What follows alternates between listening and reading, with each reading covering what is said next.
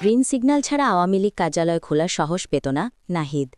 ত্রয়োদশ জাতীয় সংসদ নির্বাচনের পর নওগাঁ, গোপালগঞ্জ, খুলনা ও ফরিদপুর সহ দেশের বিভিন্ন স্থানে কার্যক্রম নিষিদ্ধ আওয়ামী লীগের কার্যালয় খোলা ও পতাকা উত্তোলন করা হয়।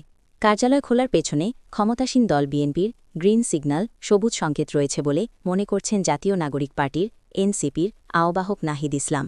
তিনি বলেন, বিএনপির কাছ থেকে গ্রিন সিগন্যাল ছাড়া আওয়ামী লীগ এটা করার সুযোগ বা সাহস পেত না। বৃহস্পতিবার দুপুরে রাজধানীর বাংলা মোটরে এনসিপির অস্থায়ী কেন্দ্রীয় কার্যালয়ে সংবাদ সম্মেলনে এই মন্তব্য করেন নাহিদ। সমসাময়িক রাজনৈতিক পরিস্থিতি এবং নতুন সরকারের মন্ত্রিসভা নিয়ে দলীয় পর্যালোচনা জানাতেই এই সংবাদ সম্মেলন ডেকেছিল এনসিপি। তিনি বলেন, এবারের নির্বাচনে ভারত, আওয়ামী লীগ ও বিএনপির মধ্যে এক ধরনের যোগসাজশ সরেছে। আওয়ামী লীগের রাজনীতিকে পুনর্বাসনের চেষ্টা করা হলে তা কঠোরভাবে প্রতিহত করা হবে বলে হুঁশিয়ারি দেন জাতীয় সংসদে বিরোধী দলীয় চিফ হুইপ।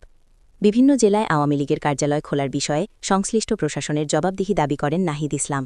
তিনি বলেন, অবিলম্বে প্রশাসনিকভাবে সেই কার্যালয় বন্ধ করায় যদি তারা ব্যর্থ হয় তাহলে আমরা রাজনৈতিকভাবে প্রতিরোধের ডাক দেব। সেটার জন্য এই সরকারকেও আমরা কাঠগড়ায় দাঁড়াব ফ্যাসিস্টদের পুনর্বাসনের দায়ে। আওয়ামী লীগের কার্যালয় খোলার বিষয়টিকে ব্যাপকভাবে প্রচার করায় কিছু গণমাধ্যমের ভূমিকা নিয়েও প্রশ্ন তোলেন নাহিদ ইসলাম।